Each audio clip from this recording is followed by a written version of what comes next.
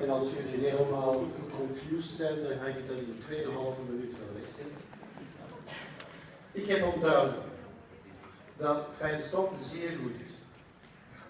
Hoe hoger de concentratie fijnstof, hoe minder zonnestralen op aarde. Dus als we hier de zaak snel willen afkoelen, laat die diesel maar draaien. Nee, zo is het nu toch weer niet helemaal juist. Maar het is wel verwonderlijk dat een bepaalde vorm van luchtvervuiling, namelijk PM, fijnstof, en alle precursoren, dat zijn de voorlopers van dat fijnstof, dat die toch wel een verkoelend effect hebben. Dus als we heel snel naar beneden gaan, als we heel snel saneren hier in Antwerpen, dan zou het hier wel eens warm kunnen worden.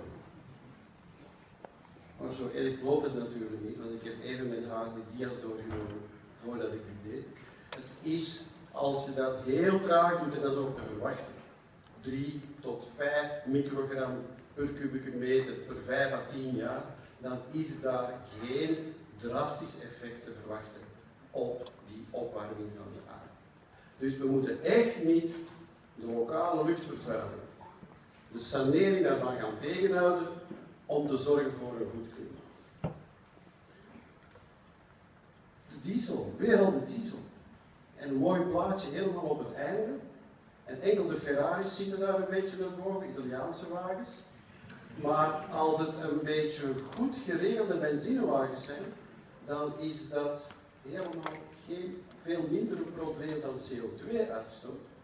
Je ziet die diesel accelereren naar heel hoge NOx-waarden, stikstofoxidewaarden, die een precursor zijn, een voorloper van fijnstof. En op die manier natuurlijk lokaal fijnstofconcentratie naar boven doen en de luchtvervuiling in de hand nemen. Dus we hebben niks aan diesels. Dat blijkt ook uit deze tweede presentatie.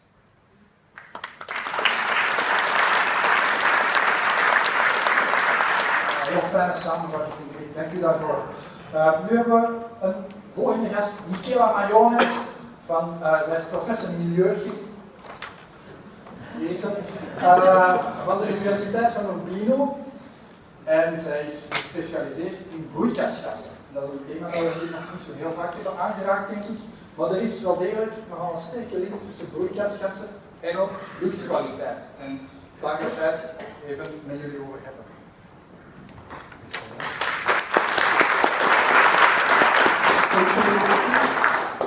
Good evening. So, as mountains, I hope you said that. We want to talk about this interaction between air quality and climate change. The title of my talk is not mine. I stolen it from a publication that was released a few years ago. It was a quite comprehensive publication about all the links and feedbacks between air quality and climate change. I'm not going to talk about all these things because we have just 20 minutes, so I'm just trying to focus on some aspect of this interaction, especially I will focus on combustion processes and so this emission that are related especially to traffic emissions and urban emissions. So now I'm sure that I will be confused because I have to do this. Oh, you do that, maybe you change that and I do that. So you do that maybe. Okay, so it's easier. So we started from the concept that the change in atmospheric composition is responsible both for poor air quality and also for global climate change. And in the last couple of centuries, it's anthropogenic emissions that are responsible for these changes in atmospheric composition change. And as I was saying before, combustion processes are among the main drivers of this kind of changes because combustion processes can emit a lot of compounds that are involved both in climate issues and in air quality issues. So this is a quite horrible table because you have a lot of information on this, but we'll just focus on some of the information that are in this table. This is a wide range of compounds that are emitted during in combustion processes, both combustion of fossil fuels or also biofuels. The main product, as you might know, is a CO2. Is a CO2 that is the main climate driver, but it doesn't affect directly air. So it doesn't affect air quality. It has an effect on health, but it's an indirect effect, consequences of global warming. But it's a completely different issue with respect to particulate matter or ozone that can affect your health directly. Then, and what is important about CO2 is that it has a long lifetime, so it's a kind of a global problem because even the CO2 that is emitted here, it will be globally distributed all over the world. In a few years you will find this molecule that was produced here in Tasmania or somewhere, so it's a global thing. But when you look at all the other compounds that are emitted by combustion processes, you have different time that are involved. You have, for example, few hours or few days for the different. So the implications are more local than global. But all the other compounds, apart from CO2, they have both implications for air quality and climate change. Because if we take, I don't want to go through all of this, but if we go, for example, if you look at NOx, nitrogen oxides, they can affect air quality. They are harmful for your health directly, but they are also harmful because they are precursor of ozone that is harmful for your health. If they react with ammonia, they can produce particulate matter that is harmful for your health. But at the same time, since they are precursor of ozone, they can also damage climate because ozone is also a greenhouse gas, a direct greenhouse gas, quite powerful, much more powerful than CO2 actually. So if you see, there are several implications that are, also the case of, for example, VOCs, volatile organic compounds. They do not affect climate directly, but they can affect climate indirectly because they are precursors of ozone again. And they are also precursors of particulate matter that actually has a cooling effect. So there are not only several effects, but also with different signs. So some of these agents are cooling agents, some are warming agents. Most of them are harmful for your health. So and they are all produced by combustion processes. So combustion processes are very relevant in this.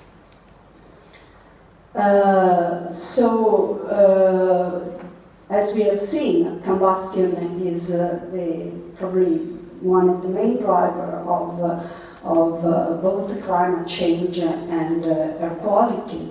But we have also to keep in mind that it's not only combustion that is responsible for this for both the issues, because we also have a food production, for example. That is quite important because food production is the base of the emission of important greenhouse gases like nitrous oxide, for example, or methane,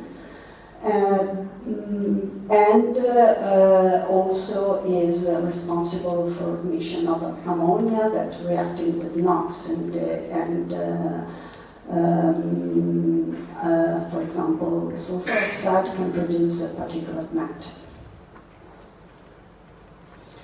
So when we have to make a kind of a comparison between these two aspects, so air quality and climate change, the The first, okay, we see, if we consider the impact of pollutants that are involved in air quality issues, we see that the main impacts are on human health and on the ecosystem on a local scale. If we look at the climate gases, we see that the impacts are mostly on ecosystem at the global scale, on the global temperatures, as you know, so also as a consequence on the extreme events and, for example, on the sea level. If we look at what are the characteristics of the pollutants, those that are affecting air quality, that has not been translated, I'm afraid. They are reactive, so they have a short lifetime. That means that they don't have time to travel too far, so they have their impacts quite close to the place where they have been emitted. So they have impacts on a regional and local scale. And if you want to tackle problems that are related to this, you have to look at these European or national or local policies. One example is the European Air Quality Directive, or local policies that are implemented by the local administration. When you have to tackle problems that are related to greenhouse gases, you have to think about the fact that they are not reactive, so they have long lifetimes and they have an impact on a global scale. So in this case, you need global policies, so global agreement, like for example the Kyoto Protocol. I think that everybody heard about the Kyoto Protocol. That means that all the countries in the world are supposed to collaborate for implementing this.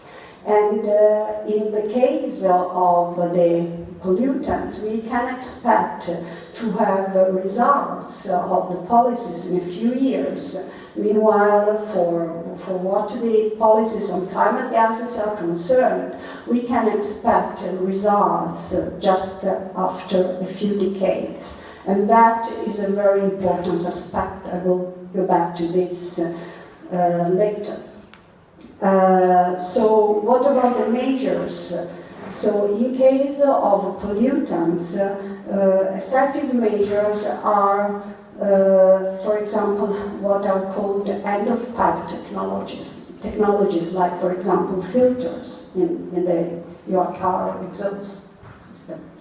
Also, personal behaviors and lifestyle are very important, because if you, for example, if you decided to use public transportation or ride your bike rather than using your car every day, you have an effect on the local scale. And also, obviously, structural change can help in improving the situation. But when you talk about climate gases, the first thing is structural change. I mean, for structural change, I mean the improving the energy efficiency, the energy production efficiency. That is one example of structural change. Also, the personal behavior and lifestyle obviously is important also for climate, and to a certain extent also end-of-pipe technologies. But you see that in this case, end-of-pipe technologies are probably the most important. In this case, structural change are probably the most important. So it's clear that reducing the use of fuels is so improving the efficiency of energy production, that is a structural change, is the first measure to be implemented to try to tackle both the problem. And if you reduce these emissions, you are going to improve both air quality and do something that is good for climate. So it's clear that all the policies that are related to climate will have an effect, a positive effect also on air quality. Going back to what I was saying before about the different time frame, that is something that we have always to keep in mind. I mean, when you talk about a measure to fight against air quality, as I said before, you can expect to have some results in a few years. So what will happen when we will be actually effective in reducing the level of particulate matter in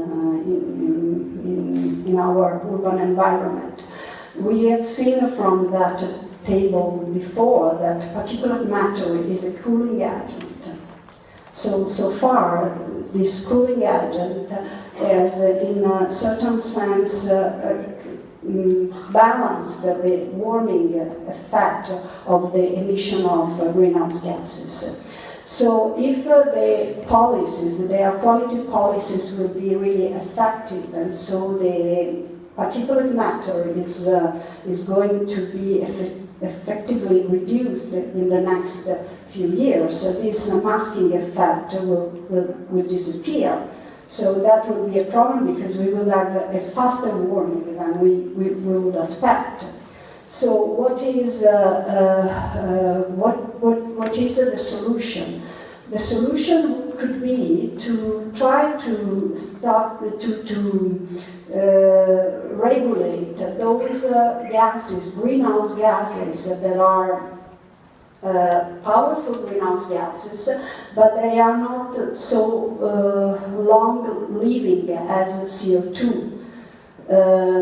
This is the case of compounds like black carbon, that is a pollutant, but is also a warming agent, and that is emitted by combustion processes as well, but also the case of ozone, that, as we have said before, is a strong greenhouse gas, but both black carbon and ozone are not directly included in the Kyoto Protocol, that is the protocol that actually is regulating the emission of greenhouse gases. Why I say that it's not directly included? Because actually ozone, one of the precursors of ozone, that is methane, is included into the Kyoto Protocol, but now there are more and more discussion about the possibility of including the methane also in air quality policies. So if we are effective in decreasing the emission of these compounds, probably we could kind of balance this difference in the time frame that we have between problems that are related to climate and air quality. So going back to the traffic, to the vehicle traffic and air quality, we have seen that the traffic emissions from vehicles are among the main responsible for the emission of greenhouse gases like CO2, but also of all these other compounds that we have seen in the table. So the carbon, particulate matter, carbon monoxide, nitrous oxide, volatile organic compounds. These are emitted by the fuel combustion, but then we have also the particulate matter and the heavy metals that are produced by the wearing of engine and tires, and also by the resuspended particulate matter that is that is emitted by the wearing of the road surface. But the emission of these, of all these compounds that we see, it depends. The amount of the emission depends on the type of engine, on the fuel, and on the temperature and driving cycle. And so we can go back to the problem of diesel car that Martin has already introduced. So, as Martin said before, there was in Europe now, in many countries, the diesel fuel is less expensive than petrol. I heard that also in Belgium is the same in Italy, and so that is why diesel cars are becoming more and more popular and more widespread also in Italy, and I think that is more or less the same situation here. But we know that diesel cars are also producing particulate matter, also producing NOx, and they have the International Agency for Research on Cancer has classified the diesel exhaust as carcinogenic, group 1. So we have seen from the previous presentation that actually, even if we have not been able to meet what was expected with the limit that we are expected with the introduction of the new Euro 6 standard, and also we have to consider that there are many old diesel cars that are circulating in our roads. But so, if on one side the use of diesel car is good for climate because they emit less CO2 with respect to petrol cars, we have seen that they're actually, if we consider air quality, they are not good at all. But there are some new evaluations that have been done.